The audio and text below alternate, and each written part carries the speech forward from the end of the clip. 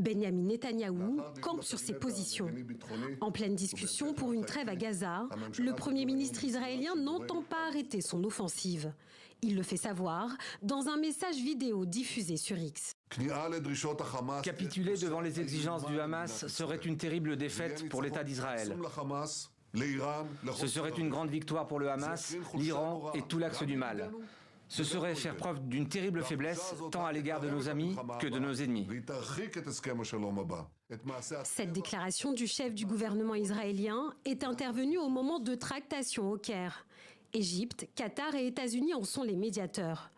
L'offre proposée prévoit une trêve provisoire avec la libération de prisonniers palestiniens contre celle d'otages israéliens. 128 sont actuellement retenus dans la bande de Gaza depuis l'attaque sanglante du 7 octobre par le Hamas. Toute la journée ce dimanche, l'exécutif israélien a pris des mesures d'abord contre la chaîne Al Jazeera du médiateur qatari, contrainte de fermer son bureau dans le pays, puis avec la fermeture du passage de Karem Shalom au sud de la bande de Gaza, principal lieu d'accès pour l'aide humanitaire. Alors la réponse du chef du Hamas, Ismaël Haniyeh, ne s'est pas fait attendre. Benjamin Netanyahou voulait inventer des justifications constantes pour la poursuite de l'agression, l'extension du conflit et le sabotage des efforts déployés par les différents médiateurs et partis. Les divergences sont donc profondes. Pour l'heure, Benyamin Netanyahou maintient ses intentions de mener un assaut sur Rafah.